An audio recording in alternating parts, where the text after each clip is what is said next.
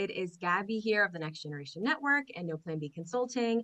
We are here with Jay Herman. We're going to be highlighting her, talking all about her business journey, having some biz talk, future talk, collaboration talk, and learning all about all things Boss Squad and the many things that she does. So let me read you guys her intro. That way you guys know who we are speaking to. So Jay Herman is an award-winning storyteller with over 20 years of experience as a content strategist and copy editor. She partners with entertainers, wellness providers, marketing agencies, and nonprofit leaders to help them clarify and perfect their digital marketing. Jay also passionately champions women entrepreneurs to embrace their creative storytelling confidence in Boss Squad, which is a membership community for women leaders who want to publish enticing copy like a boss. Get her free tips to become more confident content creator in the Boss Creator Bulletin. Jay, thank you so much for joining us. Thank you for allowing us to highlight you and for humbly coming on and bringing all of yourself to the table. Now, noticing 20 years of experience, can you walk us through how you became an entrepreneur and what that journey was like for you? Of course. And thank you, Gabby. I appreciate this opportunity to talk with you. Wow. So when I talk about what my journey has been, it's been very interesting. It's not been linear, which I think you understand. And a lot of women can say that too. I didn't wake up one day, as a kid and go, I want to be in marketing, right? So I'm pretty sure my initial for I wanted to be a mermaid. I'm pretty sure that was my thinking back then. And then I wanted to be a writer. That turned into I want to be an attorney, and somehow I ended up in the army. I got out of the army and I was like a bored housewife. And then I started making jewelry that turned into my first business because I did wholesale, not retail. And then in the process of teaching myself how to build a website, how to do inventory, how to do all of those things that I didn't learn, right? Because I didn't go to school for that stuff. I had to film and photograph my work. And so I started doing that. I started writing about the experience. And my very first mentor, who was in marketing, she was like, I think you got a knack for this. You should probably pursue this. And if you're serious, if you decide that it's something you want to do, I have a client for you. And it turned out to be one of the biggest clients I probably ever had, which was Selby Botanical Gardens here in Sarasota, Florida. And that was my jump into having a media production company, which I had never done. And I could almost say the rest is history, but it's also been some other synchronicitous type of events that led me to focus or niche into copy editing. And what was your upbringing like? I always like to ask that to women that form communities because normally we tend to have a lot of similarities in our upbringing that we then use to create community as we, walk through life and realize, maybe we need something and maybe we'll create that. But what was your upbringing like? Were you born and raised in Florida? What was it like? So I'm originally from New Jersey. I grew up Yay. in Elizabeth. I was born in DC, but I was raised and grew up in Elizabeth. And the oldest of three. And I'm in an interesting gap in my family. Like, I'm closer to my aunts and uncles than I am to my siblings. And that feels like an only child type of thing. And so I didn't grow up having a close knit like a sister or brother. I would always felt on my own. Needless to say, I'm an introvert, really, at heart. I'm an introvert. And, being in business for so long, even though I've had teams and I've had strategic partners that I've worked with, I feel like I've worked in a silo, right? I didn't have the one person I could confide in, outside of mentors, someone, a peer. And so, fast forward 20 some years and feeling like, you know what, that's the one thing that's been missing for me, is not having, that, hey girl, I'm going through this. What do you think? Or I have this idea, let me get your feedback. I'm having this challenge. I could research that and find Yeah. that and I could turn to my mentor, but it wasn't someone that I felt that, there was that adjacent peer type of relationship. And searching for it and not finding, especially one that was centered on content creation and marketing, I didn't find one. So I thought, Hmm. well, let me create one of my own. And that's how Boss Squad was created. But that really came from working with clients that said, there are probably a lot of other women who feel this way too. We could probably be doing this together, and that's how Boss Squad was born. Yes, and tell us more about Boss Squad. Tell us more about what it offers, what the mission of it is, like, and also what do you see long term? Like, what's the world that you see that you're creating through Boss Squad? Oh my goodness.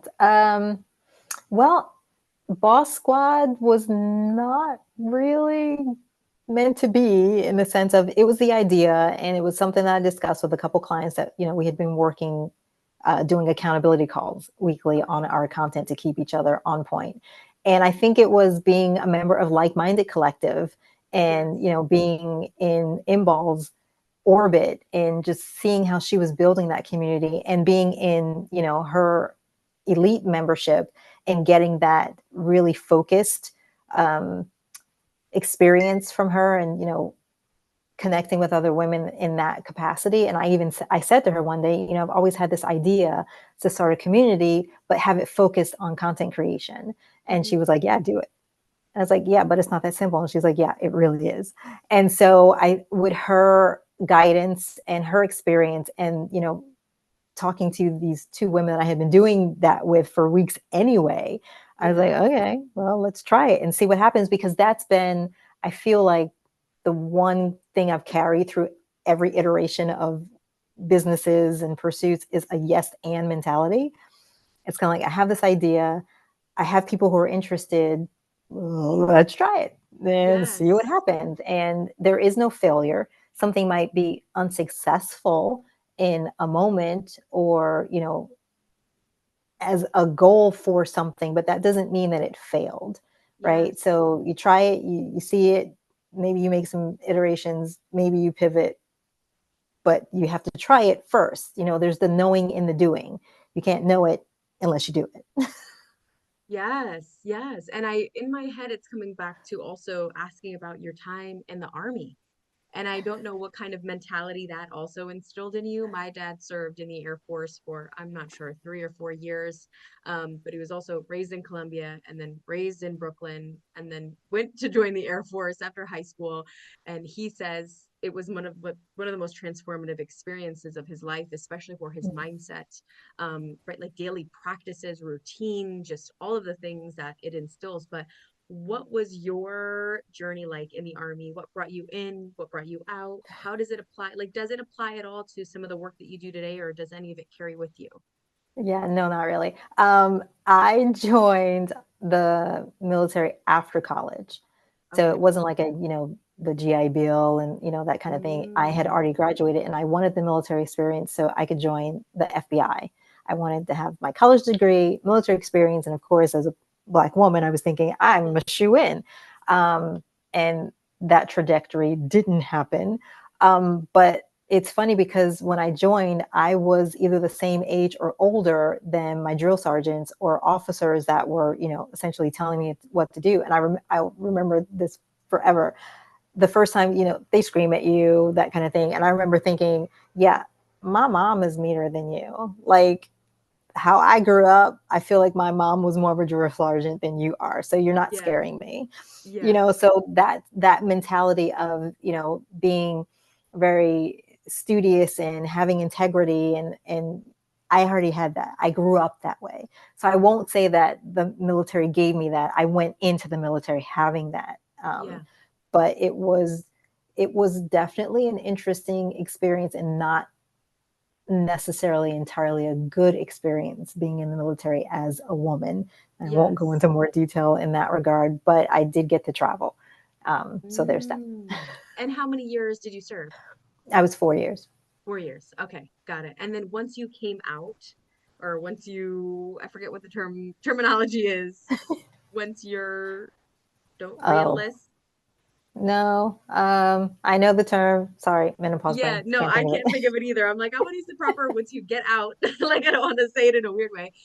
Is that when you started doing the work, right? You said that you started the jewelry business that led you into all of the work that you were doing kind of in the operations side, and then led you to the photo and to the video portion, and then led you to your mentor. And then once you landed that first big client through that connection, where did your business go from there? So, yeah, when I got out of the military, I was tired, right? Because I went Mm, right to college from high school. I went right from college.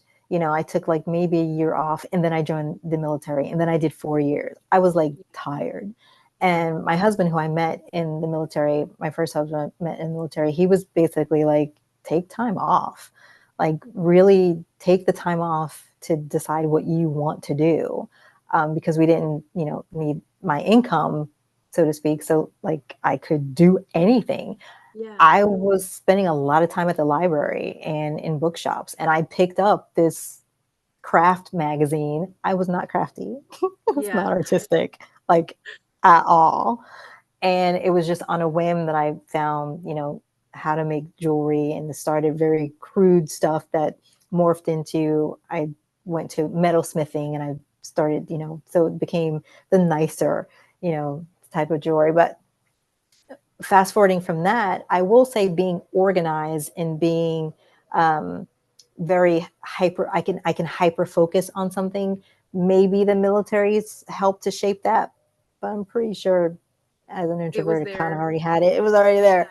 Yeah. But yeah, fast forwarding to working in marketing and having Gail Williams, who I still consider her to be someone who's just amazing in what she does, for her to see that in me Hmm. when I didn't, I can't explain, that she could Yes. see something that I didn't even, recognize was there because it wasn't something that I was pursuing.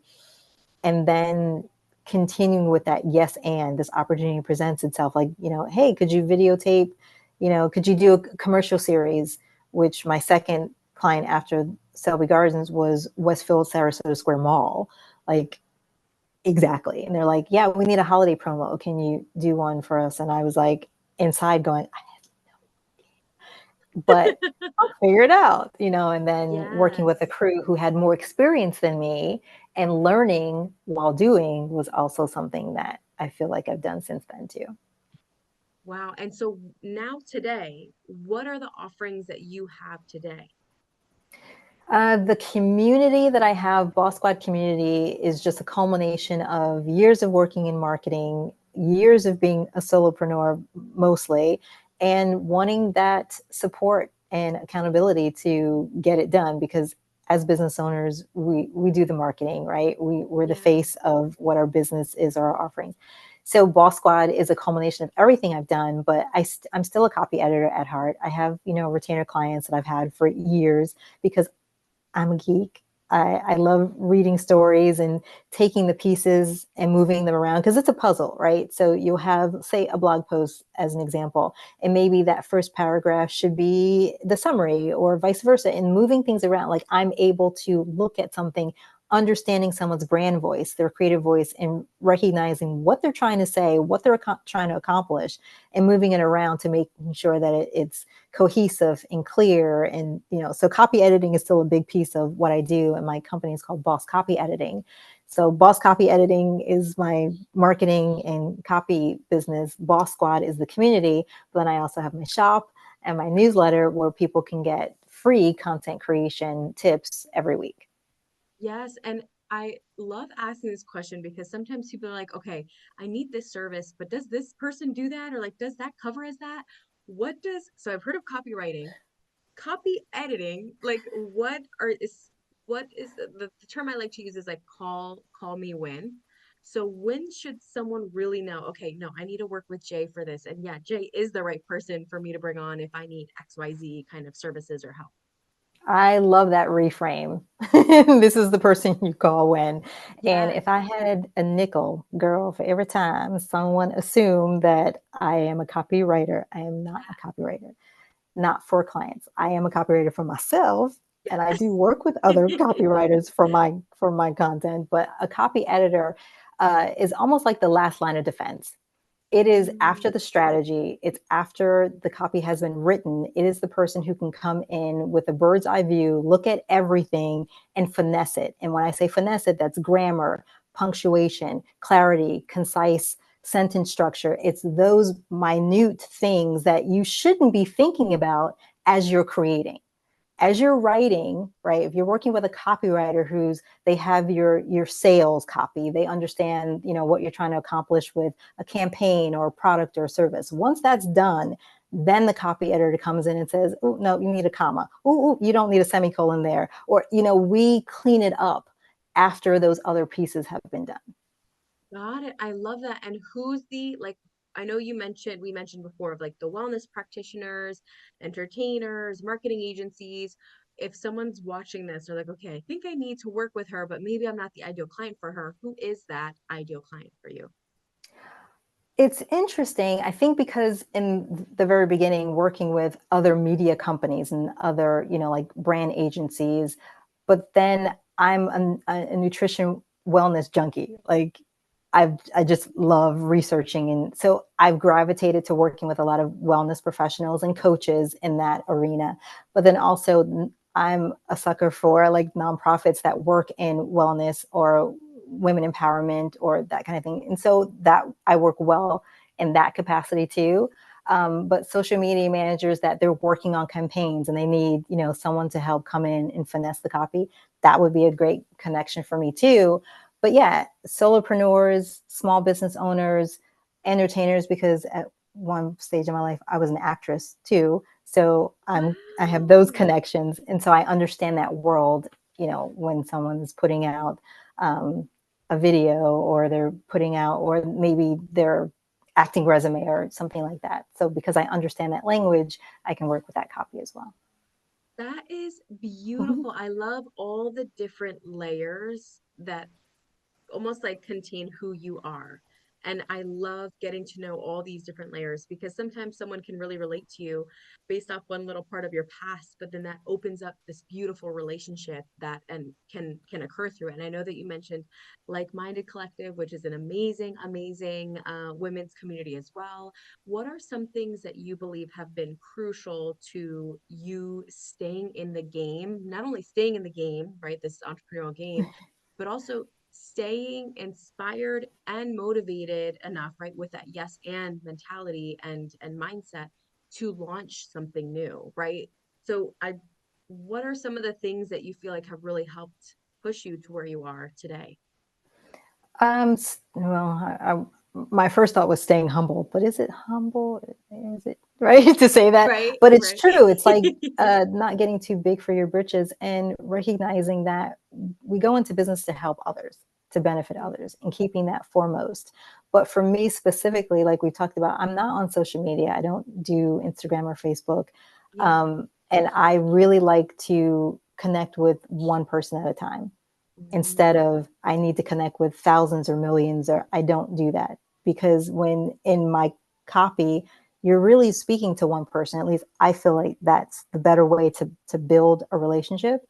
And so for me, that's what keeps me going, is knowing that if I can connect and help one person, it's worth it. Because then there's that ripple effect of you never know who that person knows or who that person can recommend, or they'll take what helped them and say, hey, this helped me. And it came from, that kind of thing. So for me, it's yes. having that one person mentality as opposed to this ambiguous crowd of people. Because as an introvert, that feels overwhelming anyway, to feel like I'm Yeah.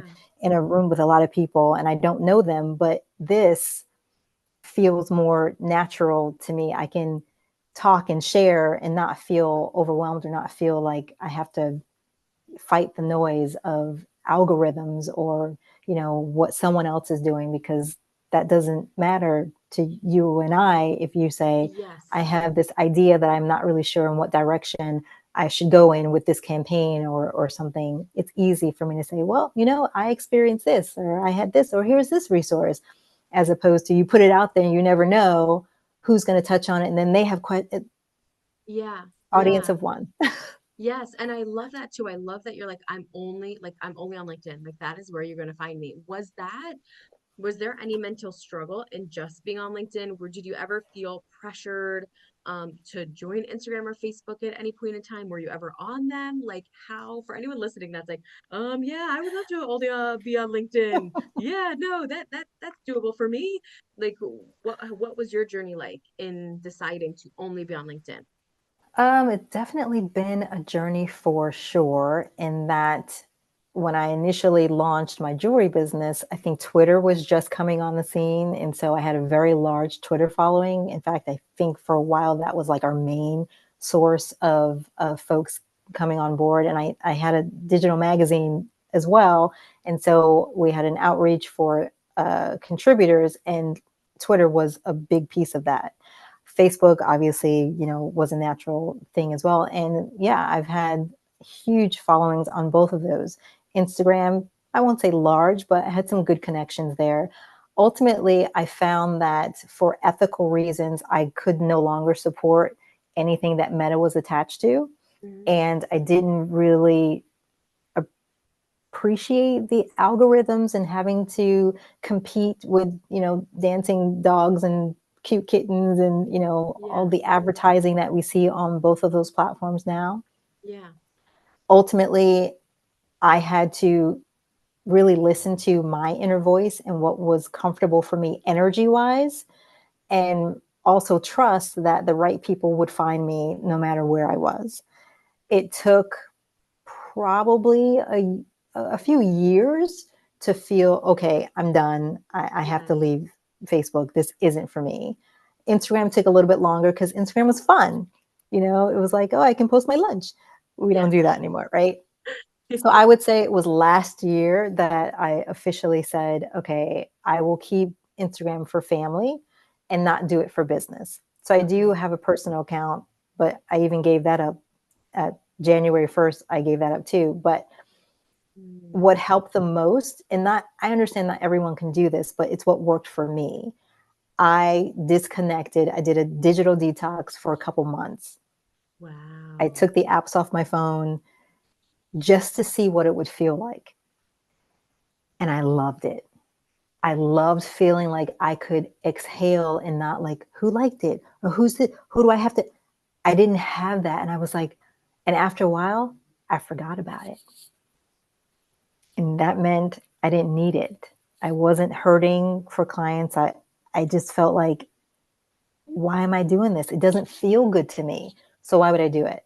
Yeah. So Yeah. giving it up completely really took for me to silence so I could listen to myself and what do I want to do? Where do I feel energized? And where do I feel like I can be most beneficial to folks? And it's not on Instagram or Facebook.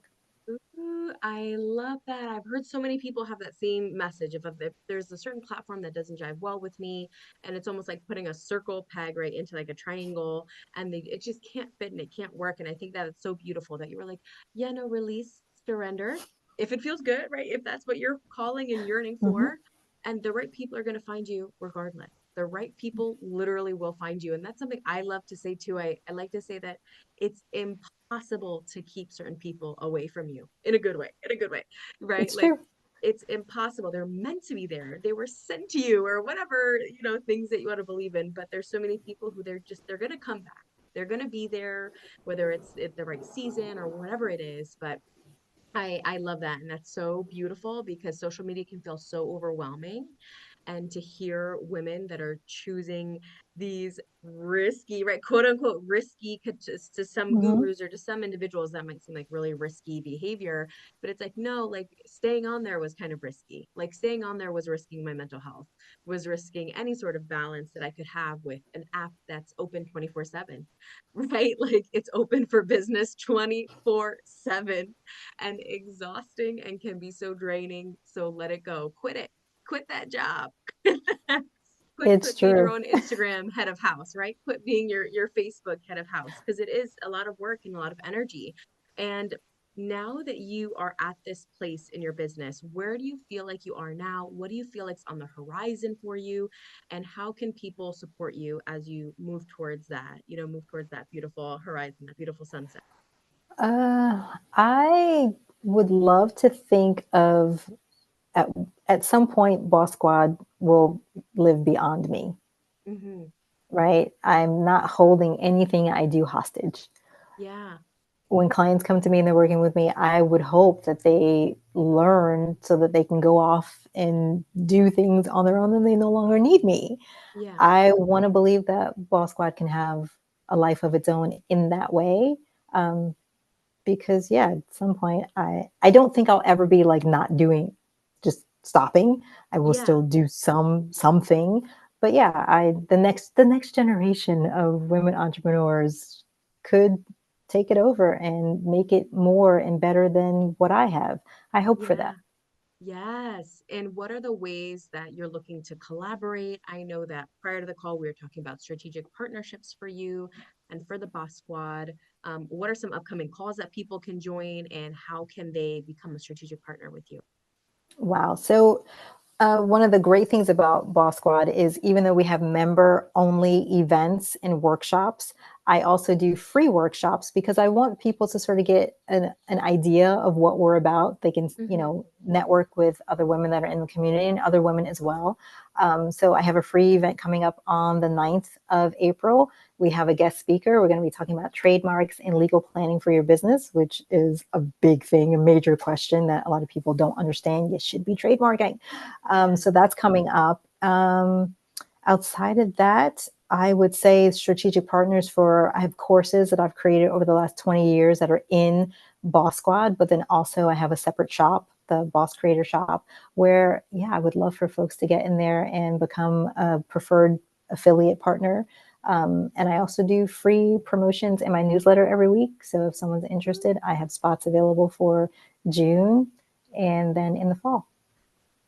That is amazing. I love the ways that you serve. I love the ways that you give back. I love the choices that you're making that are so truly you, right? Like not swayed by the opinions or thoughts of others, but instead so deeply rooted in what serves you best, and how what's going to allow you to serve others best is what serves you best.